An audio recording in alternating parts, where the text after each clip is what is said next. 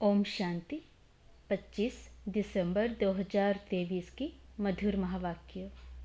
मीठे बच्चे, बाप हर बात में कल्याणकारी है, इसलिए जो डायरेक्शन मिलते हैं उसमें आनाकानी ना कर श्रीमत पर सदा चलते रहो। प्रश्न: नोधा भक्ति और नोधा पढ़ाई दोनों से जो प्राप्तियां होती है उसमें क्या अंतर है? उत्तर: नोधा भक्ति से सिर्फ साक्षात्कार होता है। जैसे श्री कृष्ण के भक्त होंगे तो उन्हें श्री कृष्ण का साक्षात्कार होगा। रास आदि करेंगे लेकिन वे कोई वैकुंठपुरी व श्री कृष्णपुरी में नहीं जाते। तुम बच्चे नोधा पढ़ाई पढ़ते हो जिससे तुम्हारी सब मनोकामनाएं पूरी हो जाती है। इस पढ़ाई से तुम वैकुंठपुरी में चले जाते हो। गीत: आज नहीं तो कल। ओम शांति। यह किसने कहा कि घर चल? किसका बच्चा रूठकर चला जाता है तो मित्र संबंधी आदि उनके पिछाड़ी जाते हैं, कहते हैं रूठे क्यों हो, अब चलो घर। यह भी बेहद का बाप आकर सब बच्चों को कहते हैं। बाप भी है, दादा भी है, जिस्मानी भी है तो रूहानी भी है। कहते हैं, हे बच्चे अब घर चलो, रात पूरी हुई है, अब दिन होता है। यह हो गए ज्ञान की बातें। ब्रह्मा की रात, ब्रह्मा का दिन, यह किसने समझाया? बाप बेटे ब्रह्मा और ब्रह्मा कुमार कुमारियों को समझाते हैं। आधा कल्प है रात, अर्थात पतित रावण राज्य अथवा भ्रष्टाचारी राज्य, क्योंकि आसुरी मत पर चलते हैं। अब तुम श्रीमत पर हो। श्रीमत भी है इनकॉग्निटो। हम जानते हैं बाप खुद आते हैं, उनका रूप अलग है, रावण का रूप अलग है।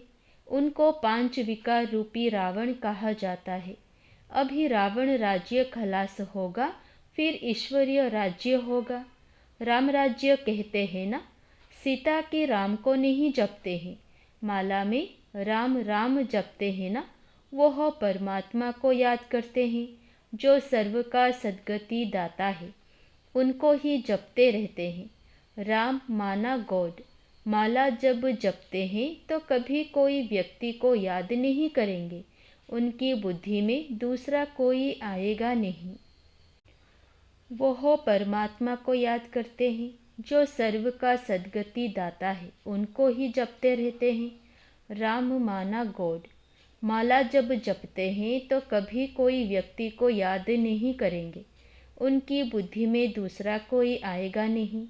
तो अब बाप समझाते हैं, रात पूरी हुई। यह है कर्म क्षेत्र, स्टेज, जहाँ हम आत्माएं शरीर धारण कर पाठ बजाती है। 84 जन्मों का पाठ बजाना है। फिर उसमें वर्ण भी दिखाते हैं, क्योंकि 84 जन्मों का हिसाब भी चाहिए ना। किस किस जन्म में, किस कुल में, किस वर्ण में आते हैं, इसलिए ही विराट रूप भी दिखाया है। पहले पहले है ब्राह्मण, सिर्फ सतयुगी सूर्यवंशी में 84 जन्म हो ना सके। ब्राह्मण कुल में भी 84 जन्म नहीं होते। 84 जन्म तो भिन्न भिन्न नाम, रूप, देश, काल में होते हैं। सतयुग सतो प्रधान से फिर कलयुग तमो प्रधान में ज़रूर आना है, उनका भी टाइम दिया जाता है। मनुष्य 84 जन्म कैसे लेते हैं, यह भी समझने की बात है। मनुष्य तो समझ नहीं सकते। तब तो बाप कहते हैं, तुम अपने जन्मों को नहीं जानते हो, मैं बतलाता हूँ। बाप समझते हैं ड्रामा अनुसार सब भूलना जरूर है। अभी यह संगम युग है। दुनिया तो कहती है कलयुग अभी छोटा बच्चा है। इसको कहा जाता है अज्ञान, घोर अंधियारा। जैसे ड्रामा के एक्टर्स को मालूम होता है कि अभी नाटक पूरा होने में 10 मिनट है। यह भी चैतन्य ड्रामा है। यह कब पूरा होता है मनुष्य नहीं जानते। मनुष्य तो घोर अंधियारे में है। बाप कहते हैं, गुरु गोसाई वेद शास्त्र जप तप आदि से मैं नहीं मिलता हूँ। यह है भक्ति मार्ग की सामग्री।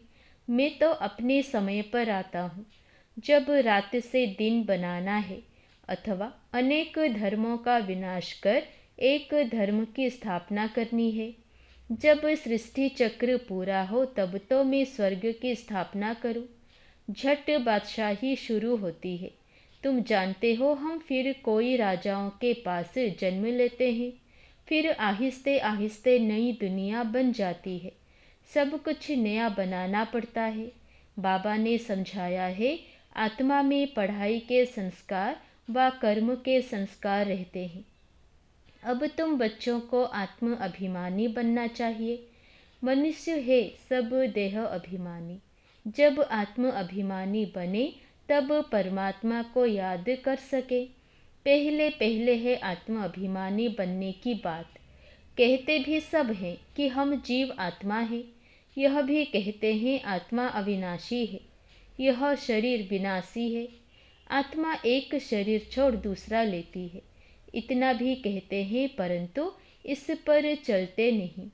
अभी तुम जानते हो, आत्मा निराकारी दुनिया से आती है, उसमें अविनाशी पाठ है। यह बाप बेट समझाते हैं। पुनर्जन्म लेते हैं। ड्रामा तो हूबहू रिपीट होता है। फिर क्राइस्ट आदि सबको आना पड़ेगा। अपने अपने समय पर आकर धर्म स्थापन करते हैं। तुम्हारा अभी यह है संगम योगी ब्राह्मणों का धर्म, वह है पुजारी ब्राह्मण। तुम हो पूज्य। तुम कभी पूजा नहीं करेंगे, मनुष्य तो पूजा करेंगे। तो बाप समझाते हैं, यह कितनी बड़ी पढ़ाई है, कितनी धारणा करनी पड़ती है। विस्तार से धारणा करने में नंबर वार है। नक्सल में तो समझते हैं बाबा रचता और यह उनकी रचना है। अच्छा, यह तो समझते हो ना, बाप है। बाप को सब भक्त याद करते हैं। भक्त भी है, बच्चे भी है। भक्त बाबा कह पुकारते हैं। अगर भक्त भगवान है तो फिर बाबा कहे किसको पुकारते हैं, यह भी समझते नहीं। अपने को भगवान समझ बैठ जाते हैं। बाबा कहते हैं, ड्रामा अनुसार जब ऐसी हालत हो जाती है, भारत बिल्कुल ही लास्ट खाते में चला जाता है, तब बाप आते हैं। भारत जब पुराना हो तब फिर नया बने। नया भारत जब था तो और कोई धर्म नहीं था, उसको स्वर्ग कहा जाता है। अभी पुराना भारत है, इसको नर्क कहेंगे। वहाँ पूज्य थे, अब पुजारी है। पूज्य और पुजारी का फर्क तो बता दिया है। हम आत्मा सो पूज्य, फिर हम आत्मा सो पुजारी। हम सो ज्ञानी तो आत्मा, हम आत्मा पुजारी तो आत्मा। आप ही पूज्य, आप ही पुजारी। भगवान को नहीं कहेंगे, लक्ष्मी नारायण को कहेंगे। तो यह बुद्धि में आना चाहिए कि वह कैसे पूज्य फिर पुजारी बनते हैं। बाप कहते हैं, कल्प पहले भी मैंने ऐसे ही ज्ञान दिया था। कल्प कल्प देता हूँ। मैं आता ही हूँ कल्प के संगम युग पर। मेरा नाम ही पतित पावन है। जब सारी दुनिया पतित होती है तब मैं आता हूँ। देखो, यह झाड़ है, इसमें ब्रह्मा ऊपर में खड़ा है। पहले आदि में दिखाते हैं, अभी सब पिछाड़ी में है। जैसे ब्रह्मा पिछाड़ी में प्रत्यक्ष हुआ है, वैसे वह भी पिछाड़ी में आएंगे। जैसे क्राइस्ट है तो वह फिर अंतर में आएगा, अंत में आएगा। परंतु हम पिछाड़ी यानी डाल के अंत में उनका चित्र नहीं दे सकते हैं, समझा सकते हैं।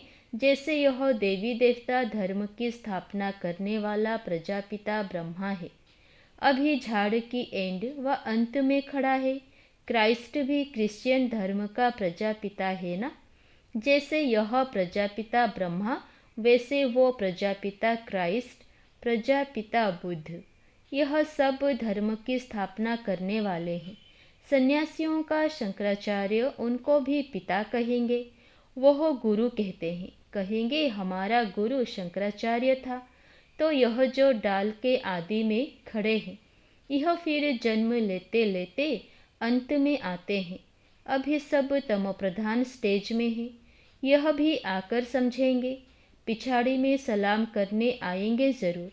उन्हों को भी कहेंगे, बेहद के बाप को याद करो। बेहद का बाप सबके लिए कहते हैं, देह सही देह के सब संबंधों को छोड़ो। यह ज्ञान हर एक धर्म वाले के लिए है। सब देह के धर्म छोड़ अपने को अशरीरी समझ बाप को याद करो। जितना याद करेंगे, ज्ञान की धारणा करेंगे, उतना ऊंच पद पाएंगे। कल्प पहले जिसने जितना ज्ञान लिया होगा उतना जरूर आकर लेंगे। तुम बच्चों को कितना फखूर रहना चाहिए। हम विश्व के रचयिता बाप के बच्चे हैं। बाप हमको विश्व का मालिक बनाते हैं, राजयोग सिखला रहे हैं। कितनी सहज बात है, परंतु चलते चलते थोड़ी सी बात में संशय आ जाता है। इसको ही माया का तूफान बा परीक्षा कहा जाता है। यह तो बाप कहते ही है कि गृहस्थ व्यवहार में रहना है।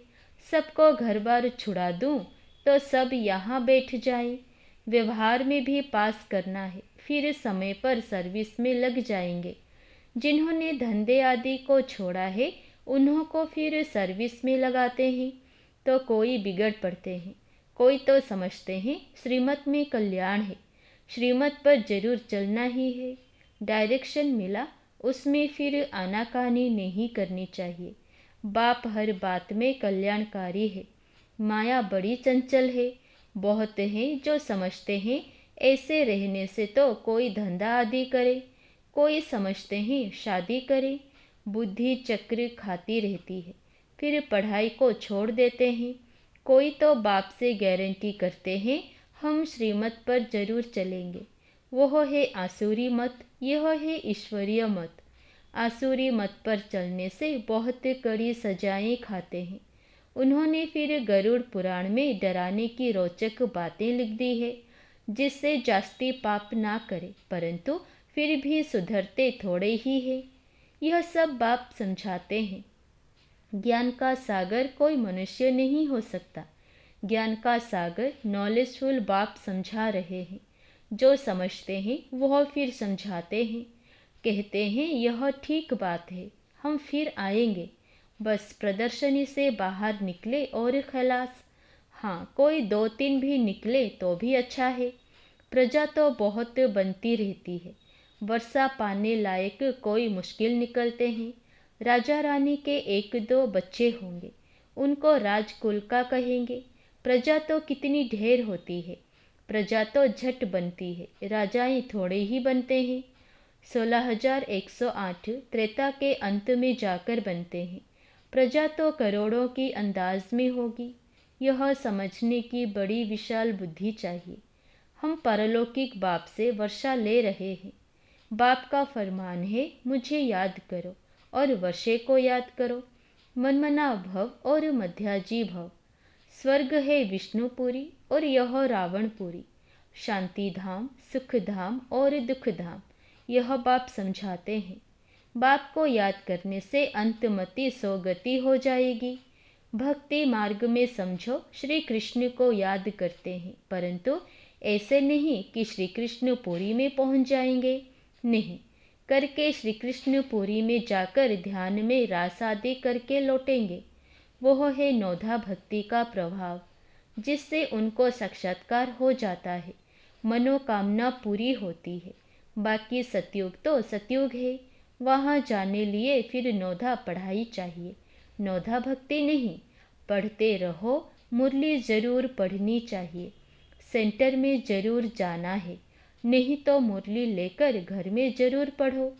कोई को कहा जाता है सेंटर जाओ, हर एक के लिए अलग अलग है, सबके लिए एक बात नहीं हो सकती। ऐसे नहीं, बाबा कहते हैं दृष्टि देकर खाओ तो बस, परंतु बाबा कहते हैं लाचारी हालत में और कुछ नहीं कर सकते तो दृष्टि देकर खाओ।